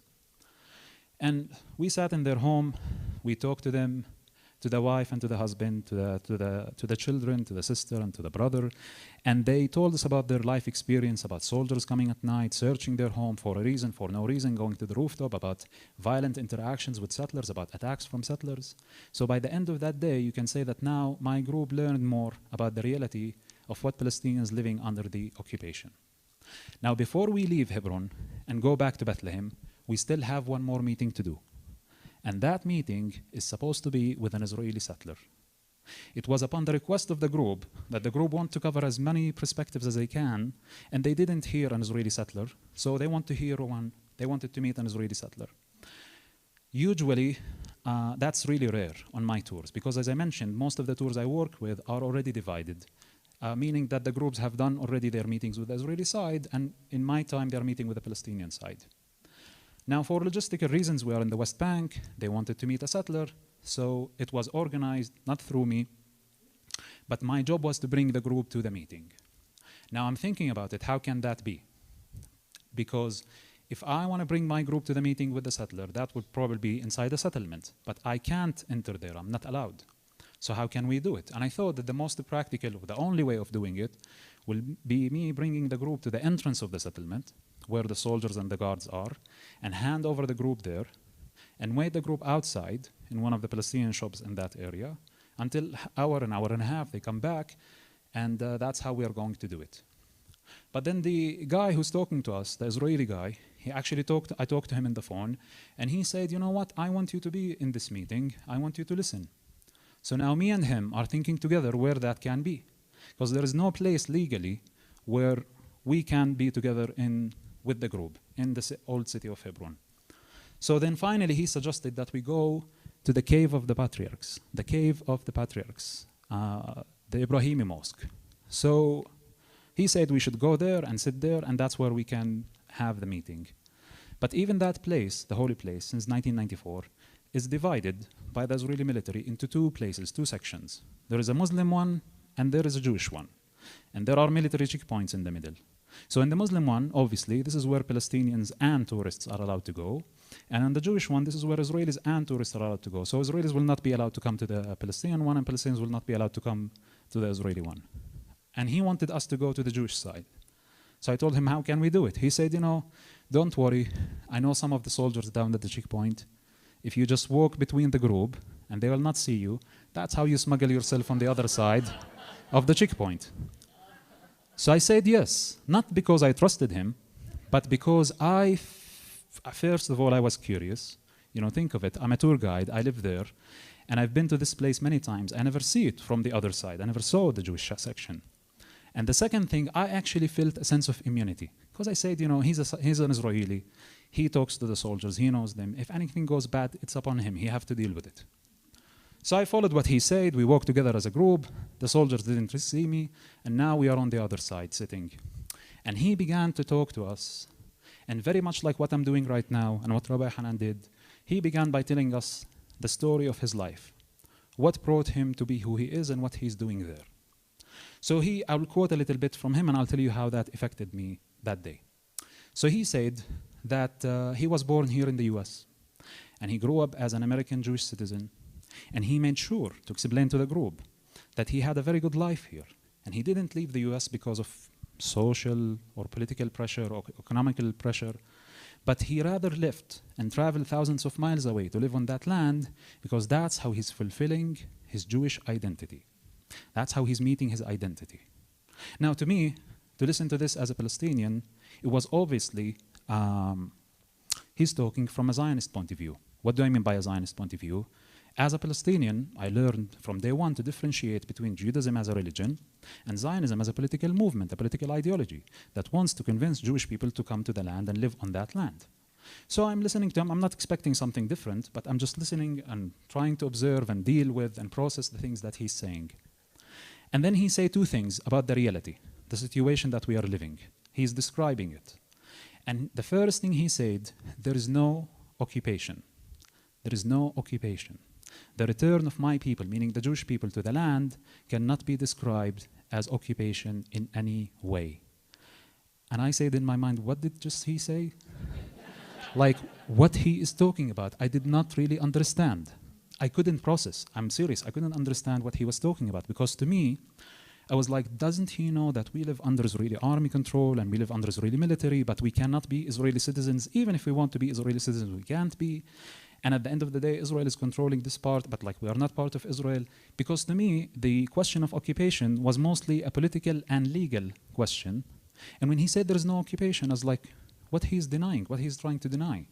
This is, in my experience, undeniable. And it was the first time in my life I will hear someone denying the occupation. And the second thing he said, following the first point, there is no Palestinian people. And there is no Palestinian people, as if there is no Palestinian nation. And the Palestinians who are just living there are just Arabs. And they have 22 Arab countries that they can go live there. Now, I was more familiar with this point. It wasn't as shocking as the first one, because I always grew up learning that Zionism and Zionist leaders and pioneers have always claimed a land without people for a people without land. They were telling, in the 19th century, a lot of the Jewish communities in Europe, a land without people for a people without land. But if you are interested, the origin of this line, this sentence, did not actually came from Jewish Zionist leaders. It came originally from Christian evangelical thinking who wanted to push Jews off Europe, out of Europe, to Palestine for messianic visions and goals. And so Christianity have to do in this. It's not completely, it's not completely really out of it. So I was more familiar with this denial. Of course, they deny us. I say to myself, from the beginning of the conflict, they deny our mere existence. But now the group is a little bit confused. There is no Palestinians, there is no occupation. Why there is a conflict? What the conflict is about? And they get to ask him the hard questions that they wanted to ask. This is what they wanted originally, a settler perspective. They wanted to ask these hard questions and challenge him. And now we end the meeting and we are back on our way back to Bethlehem. And I'm just thinking of this encounter, of this meeting I just had, and it dawned on me that this Israeli settler that I just met with was the first Israeli that I met in my life. Now, if you don't understand what I say, or what I just said, I mean that until then, all of my life, the only Israelis I dealt with and I met in some sense were the Israeli soldiers. And I never ever in my life met with an Israeli civilian. Yes, I understand, he's a settler, but still, to meet with someone from the other side and to listen to his story and who he is, it was the first time in my life. But the sense of denial that I heard and I left with was so strong that I said in the very minute I met with the first Israeli and the last one. I'm not going to meet with any one of them after this. So, as I hinted before, on the same day I met with Rabbi Kanan, and this is how it went. So I'm taking the group, and I understand we still have one more meeting to do. And that meeting in a place called Roots. And I thought that the meeting is supposed to be with another Israeli settler from that area between Bethlehem and Hebron, and that's why we are meeting. But then I read that there are Palestinians involved. It gets weird to me. I don't really understand it. I talked to the guy who works with me, my colleague, on the phone. I asked him, Saeed, explain this to me. I really don't get it. this last meeting. And he said, you know, Roots is an organization that has Palestinians and settlers. And I was like, what they are doing? And he said they are talking about peace. That sounded like the most ridiculous, the most dangerous, and the most suspicious thing that I can hear in my context. And now I want to go there, not so much because I'm looking forward to meet with the Israelis in this organization, but to meet with the Palestinians and telling them, what are you doing? So I arrived with the group there. Ali, that you saw in the video, wasn't actually there that day. He was supposed to meet with us, but for some reason, an emergency, he wasn't there. And it was only Rabbi Hanan. And we sat, and Rabbi Hanan received us, and he welcomed us, and he started to tell us the story of this organization and the story that he shared with you tonight. In the very first 10 minutes, when he was talking about his identity, his connection to the land, the 3,000 years connection, the 2,000 years in exile, coming back home, it was very, very difficult for me to listen. And I was saying to myself, why I'm still sitting? Probably, you know, the bus driver that was us is sitting outside in the bus alone. I should just like go and sit with him. And I wanted to do that. I was like, it's the end of the day, I'm tired, I'm bored, you know, I will not say anything about the reality. And then I didn't leave for many reasons, but one of them, I think it's important to share. I felt it's only unfair, and it's also too early of me to just like be leaving and not listening until the end and be judging so early on the person who's talking right now. It's not that I was expecting that he will necessarily say something that I will like or something positive. Just like I have to listen. I have to listen no matter what, even though I don't like it, even though it's challenging. But you know what? I said to myself, maybe the person who's talking right now, he will say something that's how I thought about it. He will say something that will represent the truth, the reality, what's happening, and not just stories from the past and from history. And then Rabbi Hanan, unexpectedly, he began to tell us his story of finding out that there's another people here, and that we live under different conditions, and we live under occupation. We have a different name. We have another story that's going on. And shared with us the stories that he shared with you tonight, and even more. And the more he shared with us those stories, it became very, very challenging to me. It became interested, but very challenging. I wasn't expecting him to talk this way. Now we go back on the bus, and all of the group asked me one question. What do you think about our last speaker? And I didn't really know what to answer them. But then the group told me, this is what they want to tell me, we are confused. How could it be that he's a settler and talks about the occupation? He's a proud Zionist, but talks about a catastrophe of another nation. How could it be? It's so contradicting. And I honestly didn't feel for a second there was contradiction here. So after I met with Rabbi Hanan and listened to his story and to the things that he said, I felt there was a lot of recognition and a lot of empathy. Two things that usually Palestinians and Israelis do not share. Don't give one to another. To recognize the other side, that they have legitimacy, to even dare to have empathy to them, to their situation, to who they are, what they are going through, that doesn't happen. And unlike the sense of denial that I left with from the first meeting, here in my second meeting, I have this strong feeling of recognition and empathy. It took me several days, just thought about this meeting, and I want to tell you, sometimes, you know, to meet something like this, which is unlike the reality that you are used to, there is a way to run away from it. And that way, it was a voice in my head. You know, you met someone nice on the other side. That's what I was telling myself. But don't forget, most of the other side is not like him. Maybe, you know, just remind yourself. But I didn't allow this, I think, idea, because I saw it as a way of running from a responsibility. What is that responsibility? When I heard Rabbi Hanan, and when I heard about his story and I talked to him, I felt that I can talk to someone on the other side. I found potentially a partner on the other side, someone I can talk with and I can listen. And that came with a sense of responsibility. Meaning to me, if there are people on the other side like this, I should seek out and look for them. I shouldn't be just running away and completely, you know, ignore them. Rabbi Hanan said a nice metaphor at the end of his story that he didn't use tonight, but he talked about something from Jewish mystical learnings about like how people deal when they are actually facing a different truth from the truth that they are used to, from their own truth. And usually people reject it. Very often people actually, if we picture that truth as a flame, usually people ignore it by spitting on this flame and put it out. But if you want to be godlike, if you want to be in a right position, you have to collect as much as you can these flames of truth. I thought about that deeply. You can say that meeting with Rabbi Hanan and listening to him was the first time that I was introduced to his side identity and to their story without this story being used or weaponized against my own people, against our connection, used to deny our story and our connection and our conditions. That allowed me to think about the legitimacy that they have. As Rabbi Hanan said, it's not easy. What do you mean, do you want to accept the other side legitimacy? While there is still occupation and there is conflict and there is death and killing, it's so hard. But I will tell you, obviously, I joined Roots. And the reason, of course, many reasons I joined Roots for, but the main reason I felt that I should join Roots is because I found out about a group of Israelis and Palestinians who live through the conflict, who live through the situation, but they work together so hard to find a way forward. And more than that, it goes back to that question when I was 15 years old and thinking of ways of resistance. In my reality, it seemed to me that the only path of resistance is a one where people killing one another. It's unfortunate that this is the reality.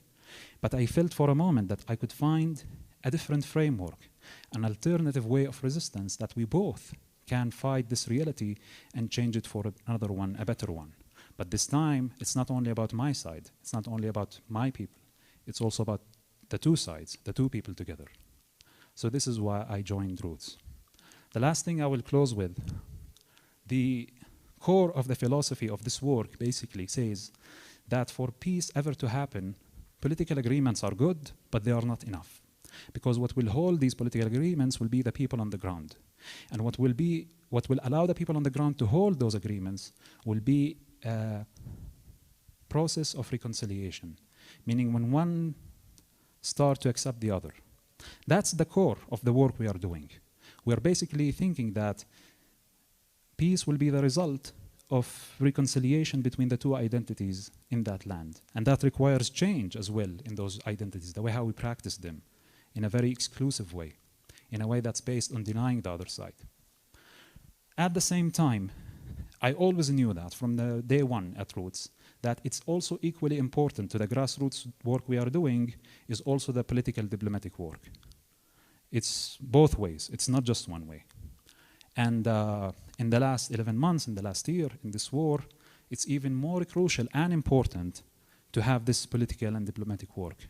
And of course, we can talk about it in the questions, but I want to say one of the reasons where we are right now is not just because of the lack of the grassroots work that we are doing, but because of the lack of the diplomatic, political work that needed to be done in the last decade. That's what brought us to where we are now. Thank you for listening.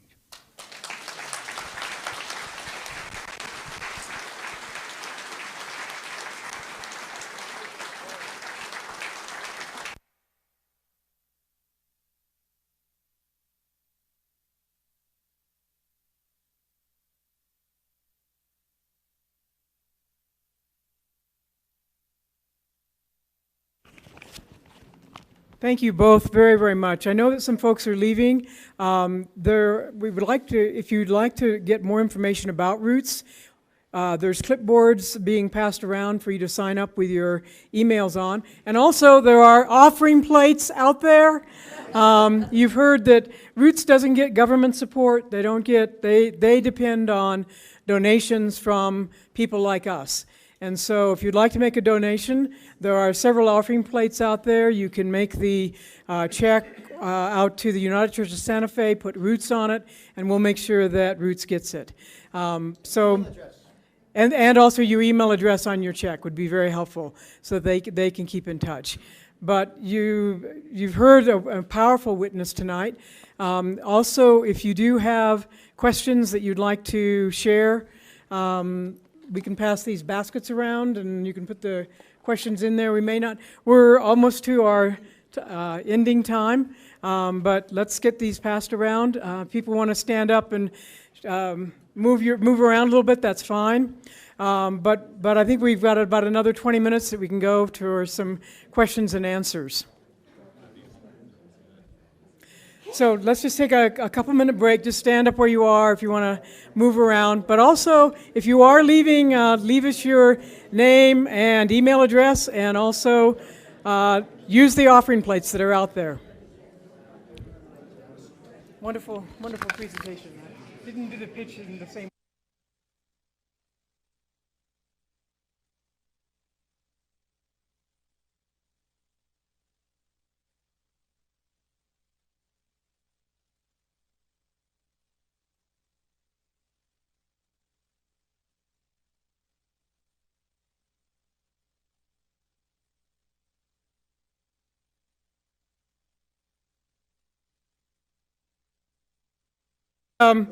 Please sit down where you are. Okay, you need, yeah, we're inviting people to sit down, please. And that's okay. Just give one question or two. Okay. You want to pull one out? And I want you to read it, please. You want me to read it? Okay. All right. So, question, a very practical question. Can Palestinians get a passport? Okay. Frank, yeah, we're going to be going back and forth, so you might as well leave them on. Okay. Okay. So, should I answer the yes, question? mm-hmm. Okay. Yep. So the answer is yes. In the Palestinian Authority now, since 1995, the Palestinian Authority, since it was established, we have a Palestinian passport. The passport depends also requires how much countries actually recognize the state of Palestine, because if there is less countries recognize it, it will make it hard for us to travel. But there are more countries today that recognize the state of Palestine. So yes, I have a Palestinian passport issued by the Palestinian Authority in the West Bank, by the Palestinian Authority.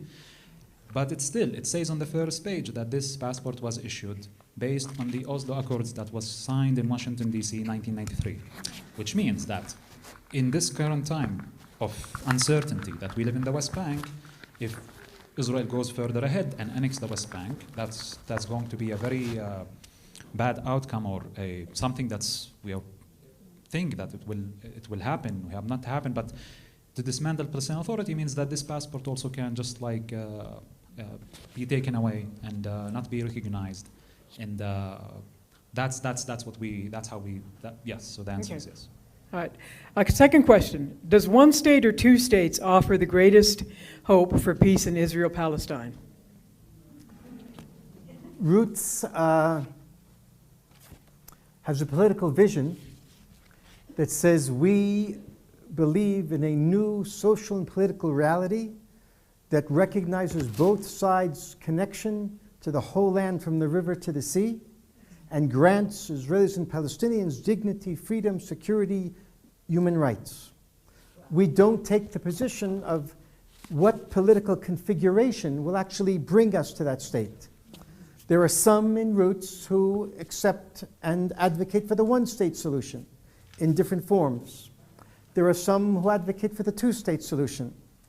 Many of the Roots activists and leadership, including myself and Noor, support the hybrid solution between the one-state and the two-state, which means two states, Israel and Palestine, but not two separate states, rather two intertwined states, intertwined through a confederation, something like the European Union. So that each state is independent, is sovereign. Each state has its own organs of government and has representation in the UN, but they're connected on three levels. Number one, open borders. You can move from one side to the other, Israelis and Palestinians, freely. Number two, open residency. You can be an Israeli and live your whole life on the Palestinian side, the state. You can be a Palestinian, live your whole life in the Israeli state. When you live in the other state, just like in the European Union, you vote according to your citizenship in national elections, but you vote in local elections in the area you are presently living in. So we talked about open boundaries, number two, open borders, number two, open residency, free residency, and number three, the confederation with its organs of government that binds together the two states. Why is this so important? Because we have to solve a paradox. The paradox is this. On the one hand, most Palestinians and almost all Israelis want a state that is based on their identity, Palestinian state and Jewish state. But on the other hand, both sides want the whole land. So how do you give both sides their own state, but also give both states the whole land? That's impossible, but the confederation idea that I just put on the table actually squares the circle. Because each side has its own state, but through the confederation, through the collection that brings together the two states, you have a sense that you got also the land on the other side. Now, of course, this solution is impossible. Sounds like a pipe dream. It is a pipe dream as long as there's no trust and reconciliation. Any peace solution in that small sliver of land is impossible with some degree of recognition of the site's identity. So that goes back to what we said earlier. We are providing the human groundwork and the framework for a future peace settlement. Anything else? That's a full answer. Okay, good. This is an interesting question. Is there an actual known genetic unity with the Palestinians and the Jews? I mean, we're sort of all human beings, aren't we? Yeah. I mean, The answer is yes. And so many times I know that the discussion, the dialogue, the argument between Israelis and Palestinians is who's like indigenous to the land, who are the indigenous people. The fight over indigeosity, what I don't know how to call it in English, but like the fight over who is indigenous. And the truth is, there were some academic researches in biological or academic researches that actually shows that there is so much in common between the Jews, the Jewish people, and the Palestinians. And one of them is on the level of genes. There are shared genes between us. The thing is that these kind of researches and these kinds of papers and does not get so much attention because the conflict gets so much attention. And what brings people together is unfortunately doesn't get that much of attention. But as being a tour guide and also not just being a truth, working in sometimes the concept of tourism in peacemaking is really an interesting one. Because how do you view the land? And how do you actually visit the land? And how do you know about the people? So I kind of came from, I don't want to make this a long answer, but I came from a bit of a critical angle to the biblical tourism or pilgrimage that people do to the land. Because they want to see, they want to hear a certain story, they want to talk about. But so basically I'm just trying to summarize like 10 years experience in a few sentences. I worked along Israeli tour guides and also Palestinian tour guides and archaeologists from both sides who have this knowledge, you know, beyond just like the superficial narrative of who's right and who's wrong, this is ours or this is theirs, and realizing that the land history is so rich, and at the end of the day, that whether the story of Israel and the Jewish people or the story of Palestine, they are part of one story. Like the story of the Jewish and the Israeli people are part of my story as a Palestinian, part of my heritage and my story, and the same thing on the Israeli side. The story of the Palestinian people and our heritage is part of the Israeli story. So the answer is yes. okay, thank you so much. This is also a hard question, very hard. Please speak about threats or acts of violence toward the work of Roots from settlers or from Palestinians and how you have responded to them. I don't remember that there's ever been any violence against Roots specifically, nor am I wrong about that? No. Okay, that's the answer. Okay. All right, next question. It's just like, I'll just add that definitely what we are doing is seen by our communities, and even before the war, we are going against the grain. We are going against what most of the people in our societies, many times, of course, when I joined the work, at the beginning I lost the friends. I lost, people who say this is wrong, you cannot accept what you are doing. And I also gained a lot of new friends. And I also had people who joined without so much questioning. They still have the skepticism and the suspicion, but they still were curious enough to see that we might find a way in this, and so they come to join the work. And so we had challenges in those in the last 10 years. I wouldn't say that it came to the level of like threats against Roots or threats against us, but definitely we will be challenged. The more we go publicly and talk about it, the more there's pressure and challenge on us from both sides. Thank you. Please discuss the current situation with the United Nations Relief and Works Agency, and is there a solution? I'm not real sure what. Yeah, the current situation. So I assume this is talking about Gaza and what happened in the West Bank recently. So it's not a news to anyone here that since the beginning of 2023, Israel has the most right-wing government since ever, and this government is moving ahead with plans to annex the Palestinian territories, the West Bank, and then the attack of October 7th came with Hamas, and then the situation that happened in Gaza. Now, before that even, the Israeli right-wing politicians in the Knesset were trying to take out any legitimacy from Palestinian right of return. Now, the Palestinian right of return gets a legitimacy from the international law. As refugees, like my grandparents who lost their home and were not allowed to go back, they have basic human rights to go back and or to be compensated for their loss, what happened to the family. So there are millions of refugees. Of course, Israel argued that to allow millions of Palestinians to go back, that will basically eliminate the possibility to maintain Israel as a Jewish state. So in negotiations, it was like off the table. We could not really talk about that, even not the recognition of the problem. So right-wing politicians in Israel, and there are many people in the Israeli society, believe that the UNRWA should actually be, their mission should end, and this organization should just disappear, because it gives the Palestinian refugees a legal background to their claim. And there was always, of course, an argument against it, especially in the last 10 years, that it have special treatment to the Palestinians, that they are refugees, that they are not treated the same. So that's where that comes from. And I think the United Nations is now, you can see this on the news, I'm not sure how much you see, but like on the news here, but like the relationship, if I can call it this way, between the current Israeli government and the United Nations is the most confrontational, hostile relationship since ever was Israel established in 1948, and that's because Israeli politics have moved further to the right way, to the extreme. That's what's happening. Okay, Hanan, did you want to say anything? That one? Okay. Then I think let me direct this one to you. Do you think that the quote illegal unquote Jewish settlements in the West Bank should leave?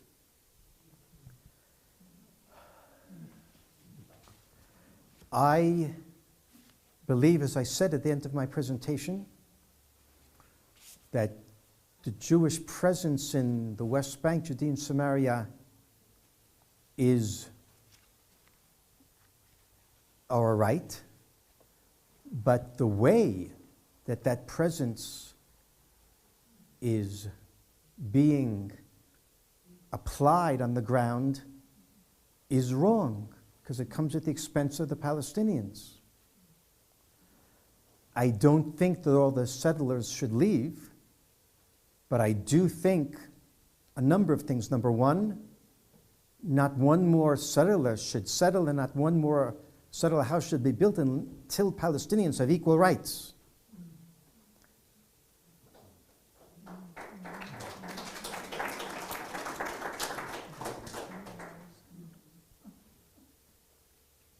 And that means reconfiguring the foundation of the settlement movement. The settlement movement is based upon erasing the presence of the Palestinians, of ignoring them, of taking for ourselves, us Jews, taking for us the best land and the water, and of course freedom of movement. I believe that Jews and Palestinians can live together, but they have, in the whole land, including the West Bank, including Judea and Samaria, but in equality. Thank you. Thank you. Two more questions. How do Palestinians in the West Bank interact with Hamas? Those are... That's the question. Okay. Then there's another question about Palestinian Christians. Okay, so this is, I think, a broad question, like how do Palestinians interact with Hamas? So Hamas is, without going to a lot of like a long history, but it was established as a Palestinian organization that claims it's opposing the PLO, the Palestinian leadership, on several bases. One of them that when the PLO signed the peace agreement and recognized Israel, and two, when the PLO abandoned armed struggle or militant resistance. They say that this was also wrong, so they are against it. And also that the PLO is too secular or secular to represent the Palestinian community. So those are the three foundations that Hamas was founded upon: religion, connection to the land and to Islam, armed resistance against Israeli occupation, and no recognition or acceptance of Israel's existence in the land. In the beginning, I would say Hamas was not popular or supported that much because people were, as I mentioned in my story, like my parents, people were hopeful in the 90s that peace will happen. And finally, even if the two narratives, they still each side maintained their own narrative. And I'm not saying there was like the attempt to make full legitimacy to the other side, but there was a level of we will find a way to live together on this land and move on. The fact that that didn't actually happen, and then the second intifada happened, it empowered Hamas. And more than that, just to add one more layer, the Palestinian Authority every day is engaged in what we call in the West Bank security coordination. Security coordination, that means that Palestinian security forces coordinate with Israeli military to try to put down and prevent violent attacks from the Palestinian side against the Israeli side. Now, it doesn't come to zero, but they do a lot of effort to put that down. That started at the end of the Second Intifada. That's, in a Palestinian perspective, what brought the Second Intifada to an end, because again, there was hope, 2005, 2007, this is what I'm talking about, that there will be a peace agreement. Now, that didn't happen, but still, the Palestinian Authority, for several reasons, committed to keeping security. And of course, you can imagine there's a lot of the funding that goes to the Palestinian Authority, and the money that goes also is for the purpose of trying to make stability. It used to be, now there's not really a lot of financial support to the Palestinian government anymore. But in the eyes of the Palestinian people, the fact that the Palestinian government is still coordinating with the Israeli army, and especially even right now in this wartime, you can understand that many people see it as problematic. And on the other side, many people in the West Bank, they view Hamas as an effort to resist the Israeli occupation. But at the same time, in my position, I will have a different perspective than most Palestinians think. So many times, the violence that my people do, whether Hamas or other factions, actually feeds the fear and the dehumanization that the right-wing politicians on the Israeli side use against Palestinians. This will usually upset Palestinians, but it's true. And Netanyahu said it himself, that he, even before October 7, he was interested into keeping Hamas in power in Gaza because that will keep the Palestinians divided. It's a classic game from the British, divide and conquer, and the Palestinians, as long as they're divided between Hamas in Gaza and the Palestinian Authority in the West Bank, we will eliminate the threat of having a Palestinian state, because that's how the right wing see it in Israel. It's a threat. If a Palestinian state was established and the occupation ended, that's a threat to them. So with all of this complexity, I think the average Palestinian person just naturally want to react to Israeli aggression and violence with resistance. And as I said in my story, people think that this is legitimate resistance. But also a lot of the international community refer to Palestinian violence as terrorism. And I understand and accept in many cases why.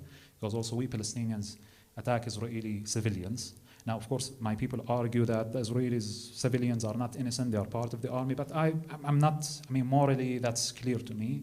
The harm and the violence against civilians is wrong, and there is no justification to it in any way. But that's how, I would say, just in general, how Palestinians view Hamas. Also, with a lot of questioning in the last couple of years, because both Hamas and the Palestinian Authority have presenting two different ways how to deal with it. Palestinian Authority was saying negotiations, international law, support of the international community, and the US government mediating a peace process will get us to independence and a state and end of occupation. Hamas is saying no, all of these things will not work, and the world only understands the language of power, and this is what should we do. But you can understand that the average person on the ground today have legitimacy to ask, neither strategies have actually got us to where we want to get. So there is a lot of also at the same time internal criticism, and I will say it's very hard for the people who are under the oppression to be self-critical. And that's something I learned many years ago because of the victimhood mentality and the sense that we are victims.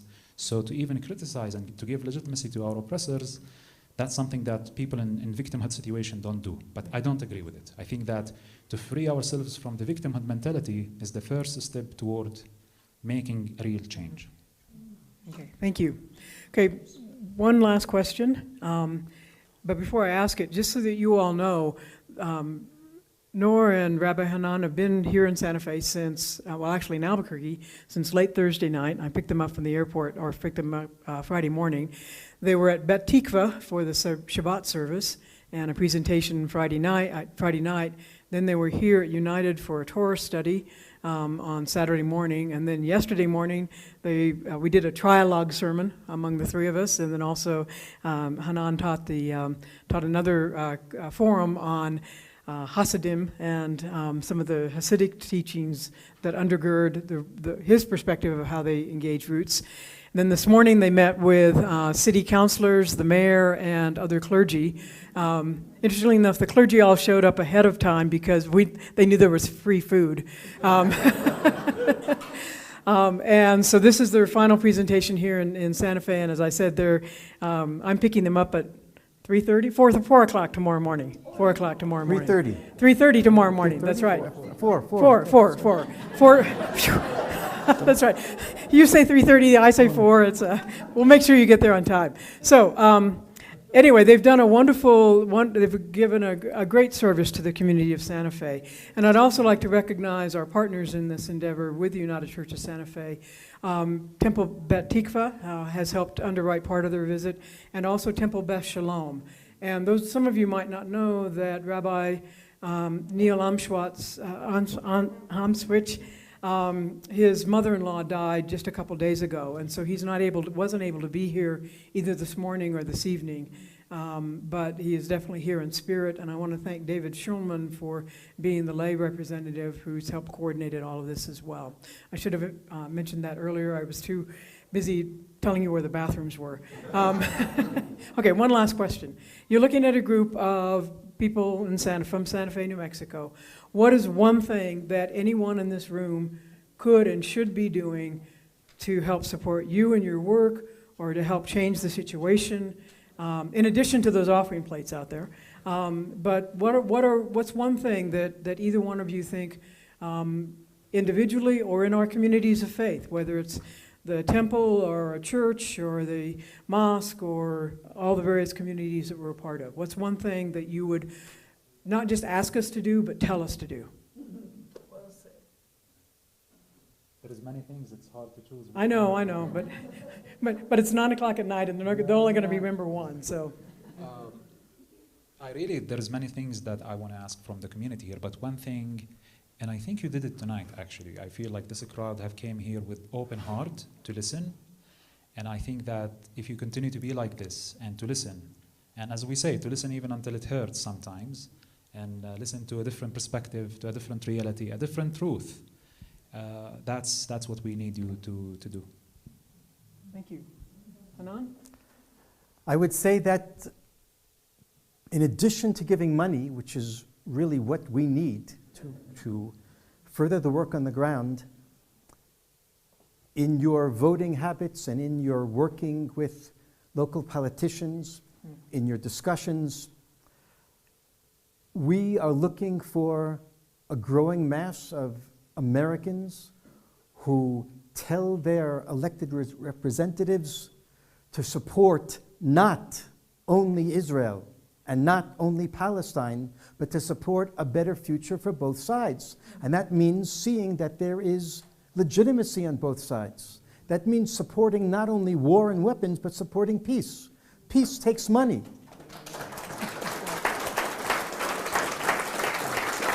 So, why don't we conclude with the pastor's permission? Can I ask people to turn on their cell phones and take some pictures? Absolutely.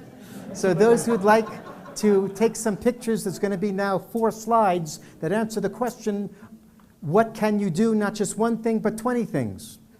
Before we all dispense, I think we need to thank you, Noah and Hanan, once again. Thank you.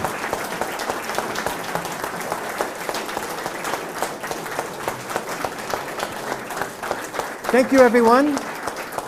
We really do want you to hear what we think you can do. So their clipboards were going around. We hope that you signed up for our monthly newsletter. If you didn't, you can take a picture of the QR code. Another 10 seconds, I'm going to take that QR code off the screen. I'm going to show another slide of a few more things that you can do. Here we go. The website is Friends of Roots. Friendsofroots.net, and it says at the very top, friendsofroots.net. Go to our website, please. Read about our work. Follow us on Facebook, follow us on Instagram, follow us on LinkedIn. Donate to the best of your ability, of course. And it says there at the bottom of the slide, we would really like to be invited to speak in other churches, other synagogues, other mosques, and universities. We come to the U.S. twice a year. Our next trip to the U.S. is February and March 2025. Please invite us. I really request another 1 minute of attention, if that's possible. Perhaps those who are able to sit down, that would be good so you can actually see the slides. Here's the next slide. You can arrange your Roots just excuse me a second, I want everyone to hear. You can arrange a Roots Zoom presentation in your community.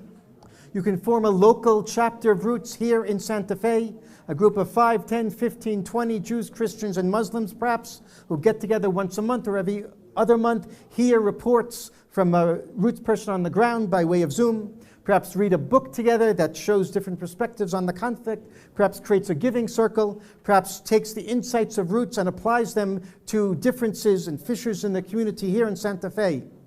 Of course, we want you to connect us to people of influence and means so we can raise more money and continue the work. My own website is ravchanan.org. As you can see, there are things there on my website that are perhaps more edgy than on the Roots website. We don't want them on the Roots website, so you can find them on my personal website. You can volunteer for the American Friends of Roots Board. We have a group of about 12 Jews, Christians, and Muslims here in the U.S. that meet by Zoom once a month, get reports from the ground, help us with governance, with legal issues, with fundraising, with publicity. We need people who have experience in board governance. If you're one of those people with energy and time, please talk to me or write to us. The next slide. We have a campus affiliate. It's called Atidna. We're on now 12 campuses around the U.S. If you have children or grandchildren on campuses, tell them about Atidna. That QR code there can bring you to writing an email, will bring you to someone who can help you to found the Roots Atidna chapter. Let's skip down a little bit. You can come and intern on the ground with us. And what it says at the bottom there, I'm going to take 30 seconds to explicate. A lot of people spread the bad news on social media. Bad news creates despair. When people despair, they twiddle their thumbs and do nothing. What if everyone in this room took upon themselves to use social media to only spread the good news? The good news of interfaith dialogue in Santa Fe. The good news of building bridges in Santa Fe. The good news of the work of Roots, of bringing Israelis and Palestinians together, or the good news of the other 140 peace organizations that are doing the holy work of creating dialogue and connection. If you spread the good news, people will know that there is good things happening. When people know that good things are happening, they have hope. When people have hope, they take responsibility. And that moves the needle just a little bit. The last slide. Host a screening of the film. You saw the trailer at the beginning about the beginning of our work. You can host the full-length film in your community. If you're going to Israel or Palestine, what about visiting Israel and Palestine? See both sides when you go, not just that side or the other side. See both sides, meet people from both sides. Encourage your family, friends, house of worship to learn the narrative of the other side, to empathize with both Israelis and Palestinians. If you're learning Hebrew, learn Arabic. Reach out to the other, whether it's politically or socially or religiously. Last sentence. If you came here tonight as a strong supporter of Israel, we hope you leave as a strong supporter of Israel. If you came here tonight as a strong supporter of Palestine, we hope you leave as a strong supporter of Palestine. But the thing is, please don't leave as a supporter of one side at the expense of the other side. If Israel does not get what it needs, wants, and deserves, the Palestinians won't. If the Palestinians don't get what they need, want, and deserve, Israel won't. And therefore, pro-Israel, at the same time pro-Palestine, that's the only way to be pro a better future for both sides. Thank you.